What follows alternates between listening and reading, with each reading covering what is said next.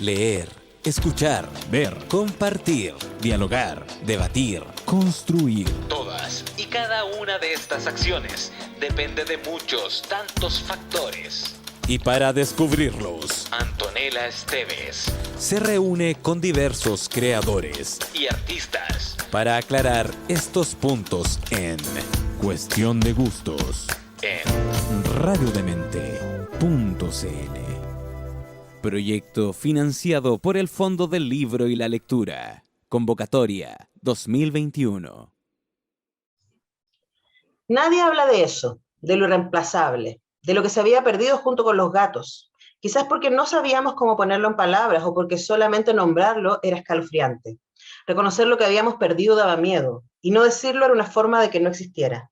Pero ahí estaba, acechando, creciendo en el silencio, materializándose de alguna forma desconocida.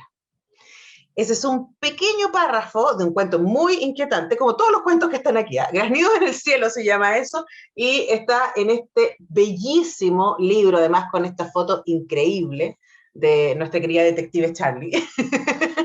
La foto María... no es de la detective, la foto del interior es de la detective. Ah, esta foto es de la detective, ya, bueno. ¿Y esta foto es de la portada? ¿Quién es? Es de la diseñadora de Neón.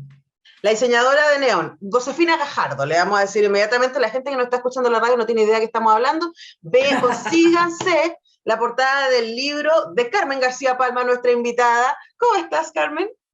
Bien, contenta de estar conversando contigo, Antonella, gracias por la invitación. Bueno, tenemos un montón de cosas que conversar con Carmen. Yo la he entrevistado muchas veces, pero la he entrevistado como la cabeza detrás de Plagio, ¿cierto? Esta organización que hace un montón de cosas, probablemente la más notoria, la más llamativa de ella es Santiago en 100 Palabras, que lo hace 20 ¿cuántos años? 20 años estamos 20 celebrando este año, sí.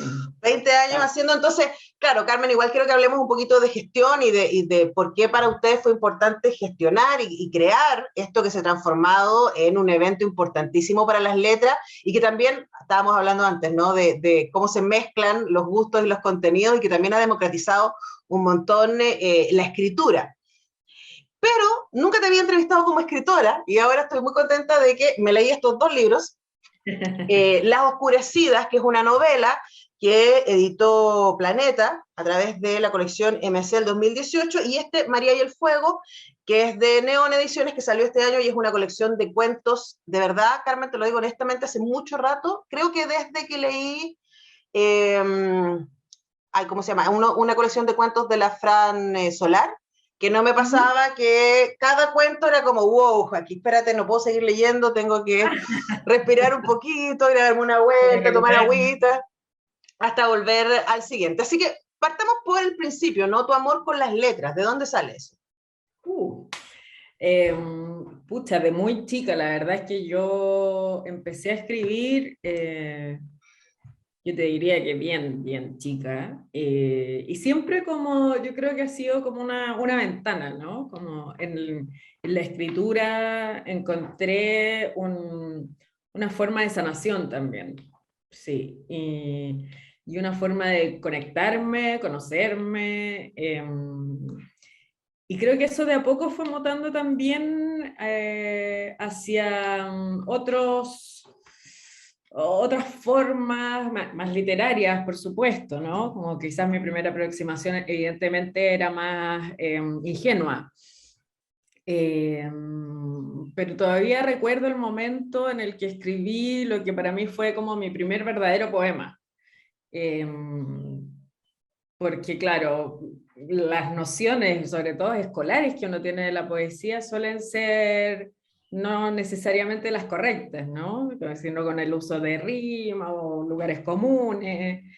Pero me acuerdo, no sé si fue a los 17, 18 años de haber estado en una exposición en el Bellas Artes, frente a un cuadro de Nemesio Antunes que me voló la cabeza, y que esa imagen fue tan determinante finalmente para mí, que escribí ese poema que claro, para mí fue un antes y un después.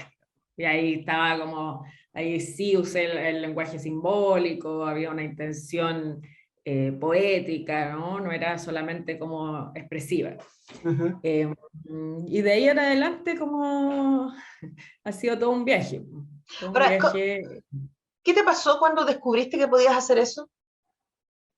Me sentí súper poderosa, como, bueno, y lo traigo ahora a la conversación, quizás un poco adelantadamente, pero no puedo no hacerlo, ¿no? Porque plagio justamente es eso, entregarle a las personas su creatividad, como herramientas para que exploren su creatividad.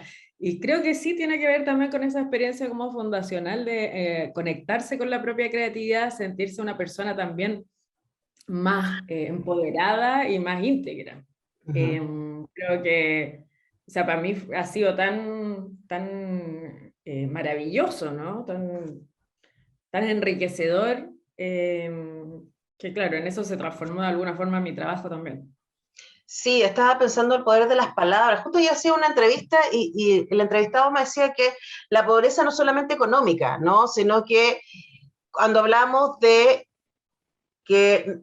familias que no tienen más de 20 palabras, para ver el mundo, para vincularse con el mundo. Y claro, escogí partir con ese párrafo de ese cuento porque ahí habla acerca de lo innombrable, ¿no? Y de que aquello que no nombramos, porque a veces no tenemos palabras para hacerlo, igual nos acecha, igual está ahí dándonos vuelta, que es algo que yo siento que está cruzando siempre por lo menos lo que yo he leído de ti, está cruzando esta idea de las sombras, de aquello que nos acecha sin que le podamos poner el dedo encima, ¿no? Sí, pues yo creo que la sombra ha sido como la gran temática mía, tanto en la escritura poética como en la narrativa, ¿no? Es como tratar de nombrar esa sombra que nos acompaña, un poco iluminarla, ¿no? Iluminarla para ver qué nos quiere decir también, reconocerla. Creo que de todas maneras en eso también consiste un poco la escritura, buscar bueno, sobre todo la poesía quizás, ¿no? Como nombrar aquello que es innombrable. Es un ejercicio hermoso, como tratar de poner en palabras cosas que de otra forma no son posibles de mencionar. Y uno lo hace de manera aledaña, ¿no? Como va a ir construyendo como si fuera una canción un poco, con los ritmos, Rodeándola. claro, como con ciertas atmósferas, y ahí la riqueza de la palabra, de decir, no sé, que cuando algo es blanco te ciega, por ejemplo. O ciertas palabras incluso de uso común. No sé, estoy pensando ahora en la palabra tiza, cómo la palabra tiza tiene una carga tan simbólica, ¿no? Ujú. Creo que, bueno, eso es sobre todo el trabajo que hace la poesía. Y en mi caso es algo que, por como vengo de ahí, lo he llevado también a la escritura narrativa. Como tratar de entender y conocer la riqueza simbólica de las palabras. Ujú. Bueno, vamos a hablar de esa transición, pero ya es momento de que vayamos a escuchar una canción. Estamos con Carmen García Palma, gestora cultural importantísima en nuestro país y además autora de una serie de libros de poesía que no he leído, que vamos a tener que conseguir: La Insistencia del 2004, Gota sobre losa fría del 2011 y Máquina para hablar con los muertos del 2016, además de esta novela, Las Oscurecidas, y de esta colección de cuentos, María y el Fuego. ¿Qué vamos a escuchar, Carmen? Mira, vamos a escuchar una canción de Charlie que estuvo de cumpleaños hace poquito. Una canción que es un poco rara, pero a mí me encanta. Yo creo que Charlie, además, un poco volviendo a lo que estábamos conversando sobre el poder de las palabras, Charlie es un gran letrista. Me fascinan sus letras. Y esta canción en particular me emociona mucho. Se llama Suicida. Y vamos a Eh, escuchar eso entonces, pues García. estamos haciendo Cuestión de Gustos con Carmen García. Estamos haciendo Cuestión de Gustos con Carmen García Palma, escritora, poeta, gestora cultural, y antes estabas hablando de lo que la poesía te ha regalado, ¿no? De esa posibilidad de nombrar lo innombrable, cosa que a mí me parece siempre un misterio. Como, y quizás a lo mejor por eso, y en este nuevo programa estuvo Cecilia Vicuña hace algunos meses atrás, y yo aprendí tanto de esa entrevista, porque a una que es un poco dura para la poesía, me decía es que tiene que ver con la manera en que estamos enseñados a habitar el mundo, que es hacia adelante, ¿cierto? Que es racional, y lo que hace la poesía es invitarte a entrar en otras lógicas. No sé si tú ahí compartes eso con las palabras de Cecilia Vicuña.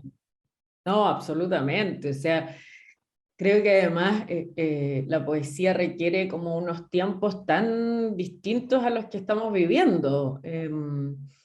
Requiere como un aislamiento, una concentración que muchas veces no tenemos, ¿no?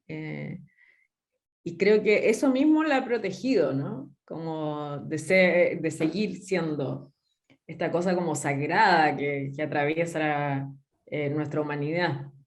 Eh, por eso también creo que mucha gente dice, bueno, yo no entiendo la poesía o me cuesta la poesía, porque no es llegar y entrar, ¿no? Uh-huh.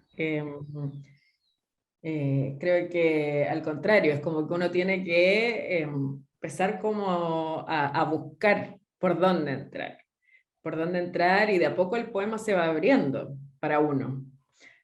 Ayer Mario Cerve dijo algo muy gracioso y que me hizo mucho sentido con respecto a la lectura poética. Hay que leerla como una novela policial, como empezar a buscar las claves.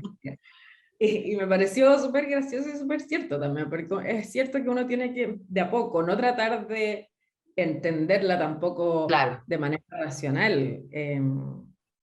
Creo que funciona mucho más a nivel simbólico, ¿no? Sí, sí. Yo tengo una amiga poeta, la Lu Valentine, que una vez me dijo, estábamos hablando de esto, y me dijo, déjate llevar por la música. Y ahí yo aprendí que por lo menos para mí era más fácil leer poesía en voz alta. Sí, pues. Y que eso me permitía entrar a un lugar que probablemente yo la narrativa puedo seguir nomás. Pero tú hiciste la transición de llevarte de ese mundo poético, ese mundo atmosférico, ese mundo lleno de preguntas, a la escritura y lanzaste entonces, como decíamos, en 2018, este libro que se llama Las Oscurecidas, que es una historia de luto. A mí eso sería como para mí la definición, ¿no? Es como, es un personaje, una mujer que está de luto, no sabemos bien por qué, después como que sospechamos, pero nunca queda absolutamente claro qué fue lo que pasó, y ella llega a habitar a este puerto que también está en luto de alguna manera, ¿no? Que está como derrumbado. Yo sabéis que pensaba en Nueva Orleans. Me encanta Porque, porque todo el mundo tiene distintas teorías sobre ese no, lugar. sobre la ciudad, porque hay un momento donde lleva a otro lado de la ciudad que es súper luminoso, o sea, en donde todo pasa. Entonces yo pensaba como, para mí hay pocas ciudades donde eso sea tan ultra evidente de esto. Ahora, también pensé en Nueva Orleans porque me llamó la atención de que La Oscurecida está en un lugar muy, a mí me pareció muy cosmopolita, o sea, es como una ciudad que no tiene territorialidad específica, no puede ser esto es Santiago, o esto es Buenos Aires, o esto es Nueva Orleans, o es Londres, puede ser cualquiera de estas ciudades, porque está como en neutro la descripción de la ciudad, no sé por qué fueron tus decisiones en ese sentido, o si que es así, o mi impresión. Mira, yo creo que Las Oscurecidas, como tú bien dices, como que viene del tránsito de la poesía, y mi poesía siempre ha sido súper anacrónica. Difícilmente vas a encontrar algo como contemporáneo en un teléfono, ¿me entiendes? Es difícil. Me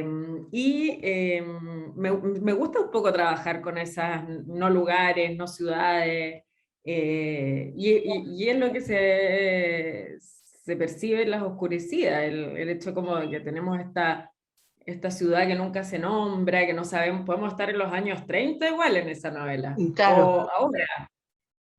Tampoco está claro, digamos, temporalmente qué lugar estamos habitando, porque eso es como un espacio espiritual más Es un bien. limbo. Es un limbo, sí, es un limbo, toda la razón. No lo había pensado así. Sí, porque transita, o sea, el personaje entra y toda la novela está ahí, pero al final sale. Estoy Sí. haciendo el spoiler, ¿no? Pero tienen que leer por qué sale o cómo logra. No, no, porque también creo que esa novela sigue la estructura del viaje del héroe finalmente, ¿no? Como el paso por el infierno, cómo ese infierno cambia a nuestra heroína en este caso, cómo la transforma. Entonces sí, eso es lo que marcan estas atmósferas como también tan enrarecidas y con estos personajes que al final son todos sobrevivientes de algo. Uh-huh. Claro, ahora, sí, quien no está escuchando, a lo mejor pensaría que es una novela, bueno, además se llama La Oscurecida, es lúgubre, y no lo es. A mí una de las cosas que me sorprendió es que encontré que era una novela dulce. Porque incluso en este lugar límbico, si queremos ponerle, ¿no? En este lugar gris, que en donde se mueven los personajes, una de las cosas que me conmovió del libro es que los personajes están disponibles para encontrarse, a pesar de sus heridas. Es cierto, sí. Como es de alguna forma como que ellos están buscando generar vínculo con lo que les queda. Con lo que les queda, y en ese sentido, claro, a mí un personaje que le tengo especial cariño es Maggie, ¿no? Como esta viejita que, no sé, que huele mal, que apenas camina, que tiene como Diógenes además, y sin embargo está llena de ternura y tiene un pasado increíble, ¿no? Como de artista visual. Incomprendida en su tiempo, además. Incomprendida en su tiempo, que también, claro, como refleja la historia de tantas mujeres. Pero sí, es como con lo poco que les queda de humanidad, ellos igual, que es un poco la historia de la humanidad, pues, como... Sí, aunque final... sí, pero es que a mí me parece que vincularse es un acto de valentía, y quizás yo creo que vivimos en un momento en donde la lectura de lo desechable también ha cruzado a las relaciones interpersonales, ¿no? Entonces pienso, los personajes son valientes porque están muy heridos, pero finalmente igual están disponibles para el otro. Sí. No se esconden, ¿no? Sí. Sí, se muestran de maneras como tan distintas, ¿no? O sea, desde esta Maggie hasta, no sé, Annick. Otis, que Otis es un optimista, diríamos. Es como un rayito de sol en ese mundo. Bueno, y el señor, no me acuerdo cómo se llama el personaje del señor taxidermista, que me pareció que es una belleza. Bueno, yo me imagino que con esta introducción la gente ya dijo, uy, tengo que conseguir La Oscurecida, que además se lee de un santo, de un 150. Yo la leí esperando mi tercera vacuna. Básicamente. Me acompañó ante la fila, me acompañó mientras se estaba esperando, me acompañó en el post vacuna, así que lo leí justo en esas horas que me tocó, así que es un bonito lugar donde ir, porque me pareció muy dulce, exactamente a propósito del gris que le rodea. Estamos haciendo Cuestión de Gustos con Carmen García. Carmen, es hora de ir con el siguiente tema que vamos a escuchar ahora. Bueno, hablando de Otis, vamos a escuchar a Otis Redding con Sitting on the Dock of the Bay. Perfecto, hacemos Cuestión de Gustos con Carmen García. Estamos haciendo Cuestión de Gustos con Carmen García, y yo decía al principio del programa que yo he entrevistado varias veces a Carmen, pero como directora de la Fundación Plagio, que es esta organización que hace 20 años hace, entre otras cosas, el Santiago en 100 Palabras, que luego ha tenido sus derivadas territoriales en distintas ciudades de nuestro país y fuera del país también. Carmen, ¿cómo partió Santiago en 100 Palabras? ¿Cómo partió Plagio? ¿Qué fue primero? Plagio partió, Plagio viene, imagínate, la génesis es justamente un taller de poesía que teníamos en la universidad, que una vez que se acaba este taller, claro, dijimos, bueno, hagamos algo, hagamos una revista para publicar nuevos talentos de creación literaria y visual. Entonces, creamos esta revista universitaria, ¿no? Hacíamos fiestas para financiarla, en fin.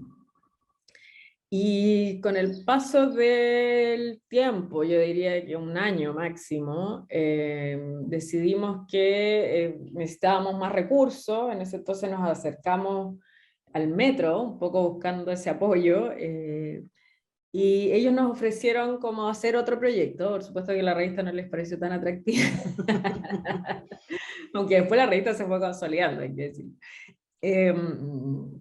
Y nos ofrecieron como que les inventáramos un proyecto para usar sus espacios, ¿no? Con ese pie forzado también de los espacios de tránsito, es que se nos ocurrió hacer un concurso que tuviera como temática la ciudad, evidentemente, y que fuera un formato breve. Y así partió esto como súper intuitivamente. Jamás pensamos que se iba a transformar lo que se transformó. De hecho, esa primera versión, esperábamos 300 cuentos, llegaron casi 3000, en una época que no existía el sistema web, nada. O sea, imagínate el año 2000, con suerte uno usaba mail. Pero hubo súper harto entusiasmo y buena recepción. Yo siempre cuento la anécdota del día de cierre, cuando están las filas de personas que salían a la calle, digamos, desde las estaciones, esperando por meter su cuenta al buzón. Yo creo que esa imagen como lo dice todo. Ahora, esa imagen es súper poderosa, pero este nivel de expectación y de búsqueda de participación, ¿qué les dijo a ustedes como organizadores? O sea, bueno, después también analizándolo, yo soy socióloga de profesión, y con los años, no te voy a decir que fue antes, fue como a medida que fue transcurriendo el concurso, claro, uno ahí entiende como uno que faltaban espacios de expresión ciudadana, o sea, yo creo que Santiago en 100 palabras fue como de los primeros de la vuelta de la democracia, digamos. Uh-huh. Y había una avidez por ese tipo de iniciativas.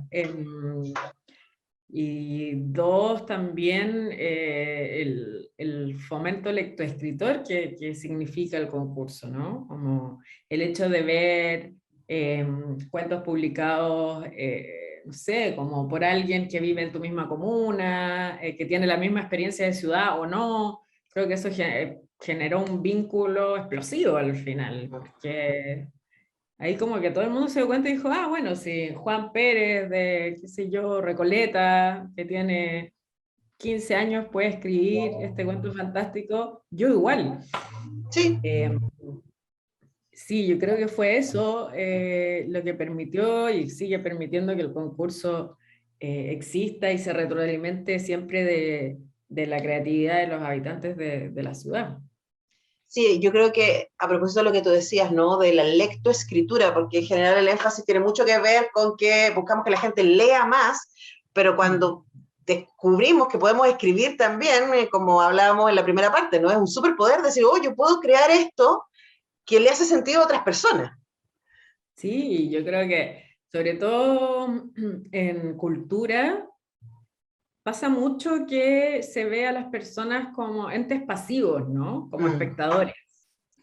Y nosotros lo que intentamos hacer desde Plagio es lo contrario, es como generar ciudadanos activos y empoderados. Y, no es como solo lea, sino que, oiga, escriba. Sí. Para los que escribimos sabemos que leer es fundamental, digamos, para escribir. Es como todo parte de lo mismo al final. Pero sí, es súper importante como el hecho de que la escritura es un poder y la creatividad es un poder. O sea, yo creo firmemente que somos seres humanos más completos y más íntegros cuando estamos conectados con nuestra creatividad. Eso a mí no me cabe ni una duda, y que todos somos seres creativos. Sí, absolutamente. Sí. Y yo creo que retirar esa posibilidad de nuestra cotidianidad es una manera de quitarnos poder, es una manera de transformarnos en más consumidores que ciudadanos. O sea, es tremendamente político, es tremendamente ideológico no dar acceso a la creación tanto en términos de que uno sea quien genere como uno sea quien consuma, porque como tú dices, va todo ahí vinculado. Ahora, una de las cosas que nos ha regalado Santiago en 100 palabras y las otras versiones en otras ciudades es redescubrir la ciudad. Yo siempre me sorprendo cuando leo los microcuentos y digo, wow, no había pensado Santiago desde este lugar, o este tipo de relaciones desde hay algunas que me hacen mucho sentido porque es como, sí, además que a mí me ha pasado eso, porque lo puedo ver, pero hay otras que no. Y yo creo que eso siempre es muy fascinante. Todos los años, ¿no les pasa a ustedes que se sorprenden con lo que llega? Increíble, o sea, sobre todo lo que pasa con el fenómeno del libro con los 100 mejores cuentos, que al final es como de verdad pasear por la ciudad de la mano de sus habitantes, y habitantes que tienen 8 años o 85, digamos, y es tan hermoso como poder compartir esa experiencia de ciudad a través de estas Polaroids o como pequeñas fotografías que son los cuentos. Creo que también es un gesto súper generoso por parte de la ciudadanía mostrarnos eso, su experiencia de ciudad, porque finalmente lo que hace el concurso es construir un relato conjunto sobre la ciudad en la que vivimos, ¿no? Es como este imaginario colectivo que nos permite conocernos. Para mí, sobre todo en estos tiempos, creo que es súper importante encontrarnos. Bueno, sobre todo en pandemia, que estuvimos súper encerrados, y encontrarnos a través de la escritura es una herramienta. Absolutamente, ¿no? Y pero además en estos tiempos también pienso en el proceso de la escritura de la nueva constitución, ¿no? O sea, es como lo que tenemos ahí, esas 155 personas, son personas que tienen experiencias distintas, muy distintas, que una de las bellezas que tiene cómo está armada la convención, ¿no? Y lo que están haciendo es eso, es poner ahí a disposición sus experiencias para que no sea un lugar del poder, un lugar de la experiencia, como ha sido históricamente, el que diga cómo vamos a vivir todo el resto, sino que sean todo el resto los que vamos buscando a nuestra manera. Y yo creo que en ese sentido lo que ha hecho Santiago en 100 palabras es un poco reivindicar la experiencia. Sí, y reivindicar el discurso ciudadano, el discurso de la acera, de los que transitan día a día en la ciudad. O sea, si tú pensáis, Antonella, antes de Santiago de 100 palabras, que estamos hablando como pre-Facebook, pre-Twitter y todas las redes sociales, antes de Santiago de 100 palabras, uno no tenía cómo conocer la realidad o la experiencia de ciudad, ya sea ficción o no, del otro. Santiago de 100 palabras abre esa ventana, ¿no? Abre esa posibilidad de vincularse, de conocerse, de encontrarse creativamente, además. Entonces, sí, como que logra generar una integración social bien particular, creo yo. Sí, sí, bien poderosa. Bueno, son 20 años, ¿eh? Felicitaciones. Estamos haciendo Cuestión de Gusto con Carmen García. Carmen, vamos a ir a escuchar una de tus otras canciones favoritas que vamos a escuchar ahora. Ahora vamos a escuchar Harvest Moon de Neil Young. Ay, qué linda canción. Ya, pues, hacemos Cuestión de Gustos con Carmen García. Pero, María y el Fuego de Carmen García Palma es lo más reciente que ha publicado. Esto además está en La Belleza, que está haciendo Neón Ediciones, que está sacando los libros. Son tan bonitos, no solamente en términos de contenido, que hay que decir que son de esas editoriales que uno ya sabe que te va a llegar por siempre algo bueno, pero además los libros son muy bellos. Y la portada de este libro a mí me parece que es una maravilla y es muy coherente con el cuento que le da título a este libro. Si yo tuviera, y aquí de nuevo, ¿no? Te lanzo una teoría, si yo tuviera que ver que une estos cuentos, hay un juego con el fantástico que me parece súper atractivo, el fantástico como ese género en donde es todo cotidiano hasta que algo pasa. Y ese algo que pasa cambia todo, ¿no? Así como, hay algo que, ¡pum!, de repente se saltó. Y que en general eso que pasa tiene que ver con aquello a lo que le hemos estado haciendo el quite. Yo creo que eso también es algo que cruza todos los cuentos, ¿no? Como que los personajes, casi siempre son mujeres, están tratando de darle la espalda a esto que les pasa, a esto que son, y de repente, ¡pum!, esta cuestión salta en alguna parte. No sé si esa es una hipótesis de lectura posible para María y el Fuego y los cuentos que le contienen. No, totalmente, o sea, es parte como de la estructura, creo, de todos los relatos y del libro, ¿no? Es lo que tienen en común finalmente estas protagonistas que están todas encerradas en distintas realidades, o sea, ya sea como psicológicamente, como la protagonista de María, que está básicamente encerrada en una depresión, o encerradas literalmente en una secta, como Claro. es el culto Un paso más cerca del mar. Son mujeres encerradas que, claro, como tú bien dices, de pronto tienen que enfrentar, o algo hace que tengan que enfrentar esta realidad, y claro, y la resolución no suele ser tan amorosa, digamos. Sí, bueno, hay también encerradas en relaciones, y Sí, también hay otras que están encerradas en sus propias límites, en sus propias cabezas, ¿no? claro, Como La Hora Correcta, que a mí ese ahora libro, ese cuento me dejó así, wow, en que, el control, en el fondo, como esa mujer, la protagonista, Elena, ¿no? La protagonista de La Hora Correcta, está encerrada en su necesidad de controlarlo todo, y claro, por los sueños, ¿no? Sale su deseo contenido. Eh, sí, ahora, tú hablas acerca de esta cosa del encierro y me preguntaste cuántos de estos cuentos fueron escritos en pandemia.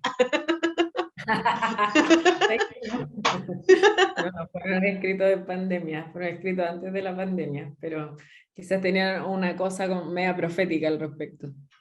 Sí, ahora, por qué para ti es importante hablar de eso, esas fisuras, ¿no? Que les aparecen acá a las protagonistas. Sí, yo creo que, o sea, a ver, para mí también estos cuentos tienen que ver mucho con mis propios miedos. Mm. Y, y estas protagonistas son quizás partes mías propias que se van enfrentando a estos miedos, como una forma de exorcizar también esos fantasmas que conviven, ¿no? En mí. Sí, es como una conversación con esos temores, con esos terrores. Em, También como de una manera de habitar estas atmósferas como un poco oníricas, pero que en este caso, al contrario quizás de las oscurecías o de los libros de poesía, sí están más situadas en un tiempo o en un espacio más reconocible, ¿no? Ujú. Eh, Creo que ahí hay un cambio con respecto a lo anterior. Y creo que tiene que ver con mi propio desarrollo como en la narrativa, como que creo que la poesía todavía tenía quizás el ripio lírico, ¿no? Eh, y en María ya estoy derechamente en lo narrativo, sin embargo se conserva la simbología poética y la Claro, construcción de imágenes, que para mí es fundamental. absolutamente, ¿no? Y además como, digo muy responsablemente, ¿ah? Los cuentos me recordaron mucho a Cortázar, o sea, en esa lógica de golpe al mentón, que terminan y que uno dice, wow, espérate, ¿qué es lo que acaba de pasar? Un poco, ¿no? Cuando la realidad un poco se supera y uno, o sea, en términos de estructura, cada uno de los cuentos tiene además que son muy distintos, atmosféricamente están en lugares muy diversos, las personajes también son muy distintas, aunque tienen en común esto de tratar de hacerle el quite a la sombra, ¿no? Y la sombra se les aparece tarde o temprano de todas maneras. Ahora también pensaba, y a lo mejor es mi proyección, ¿ah? Yo estoy bien impactada con la normalización del horror y con el advenimiento de la extrema derecha y del fascismo, como si fuera algo así como, sí, pero bueno, es una opción, ¿no? Sí, Eh, sí. y yo creo que eso, hay harto de eso en tus personajes, en términos de normalizar esta del personaje que está en el sur, ¿cierto? Y que tiene este marido que viene, que se cura, que la maltrata, después desaparece, ¿no? Por ejemplo, las chicas que están en la secta, ¿no? De como decir, bueno, pero esta es la vida que me tocó, y es como, sí, no es una buena vida, pero ñe. Hasta que en algún momento dicen, ya no puedo más, ¿no? No sé cuánto de eso hay, de cómo convivimos y normalizamos. Sí, no, todo. O sea, creo que, claro, este libro también fue escrito muy de la mano del nuevo lugar que hemos tenido las mujeres, que hemos logrado, digamos, mostrar post 8M, y viene desde ahí, ¿no? Desde, como tú dices, como haber permitido y haber normalizado conductas que no son para nada normales y que en el fondo como a la mujer siempre la ponen en un lugar de sometimiento, de sometimiento. Entonces, sí, también eso es estar atrapada. No sé, la niñita del idioma de las cuevas pierde el lenguaje, ¿me entendí? Claro, Es como ese que cuento. siempre, mamá, sí, pues, siempre hemos estado en un lugar como que nos aplasta. Y creo que estos cuentos lo que buscan es que estas mujeres finalmente se liberan de eso, Ujú. violentamente, claro, pero se liberan. Claro, como en Aullido. Aullido me pareció que es un cuento además muy sonoro desde esa lógica. Sí, Aullido es terrible, Sí, es terrible, sí. pero sí, viene de Ahora, son ahí todos bien también. terribles, ¿ah? O sea, que, que la gente lo sepa. A mí me Como, encantó. De verdad, hace rato que no me pasaba que leer un libro así como, ya, pero no puedo seguir leyendo hasta un rato. Yo en general soy muy voraz en mi lectura, por eso leo tanto, pero hay cosas que son tan intensas que a veces uno tiene que decir, no, necesito irme a hacer algo, hacerme un café, mirar un rato la ventana para elaborar esto que me acaba de pasar. Y me parece que cuando un escritor o una escritora es capaz de lograr eso, hay que puro sacarse el sombrero. Así que desde ahí, mis profundas felicitaciones, Carmen García. ay, muchas gracias, Antonella, me pone muy contenta que te haya gustado. Yo creo que sí, este libro lo dijo la Patti Espinosa en la crítica que salió en Lund, digamos, como que finalmente habla de eso, ¿no? Del lugar de la mujer con respecto al hombre, ¿no? Como de ese lugar que ha estado tan llevado, tan lejos del lugar correcto. Claro, pero además yo creo que lo poderoso que me resulta a mí de María y el Fuego es que lo hace de una manera muy sutil porque explicita algo que no es tan fácil de mostrar, que es que esa dominación está en nuestra subjetividad también.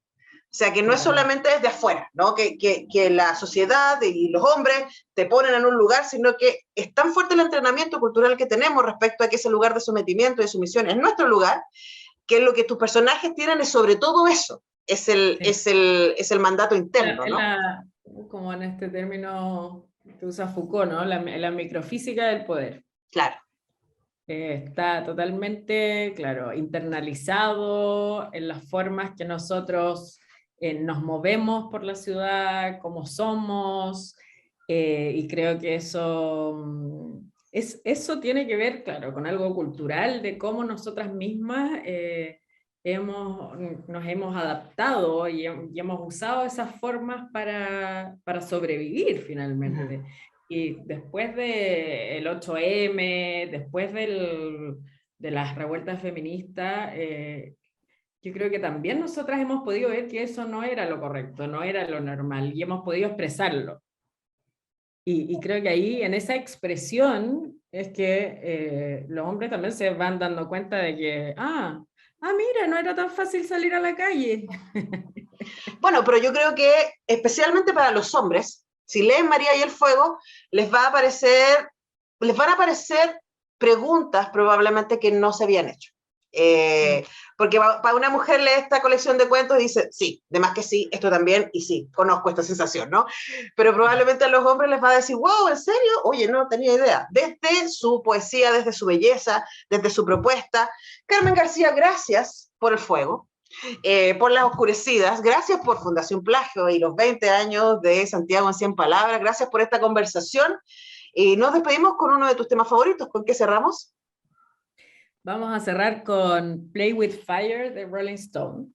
A propósito. Y nada, agradecerte a ti también, Antonella, por este espacio, por esta conversación y por tu incansable labor en la difusión de la cultura. Ahí estamos, es un privilegio y es una responsabilidad. Nos hace muy felices. Nos vamos entonces escuchando a los Rolling Stones. Que estén muy bien y nos encontramos en la próxima. Chao.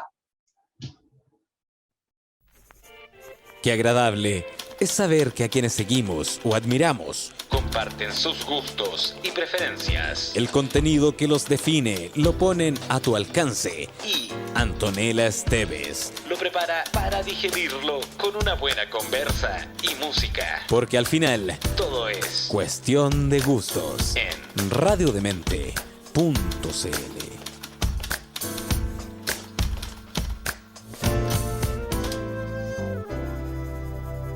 Proyecto financiado por el Fondo del Libro y la Lectura. Convocatoria 2021.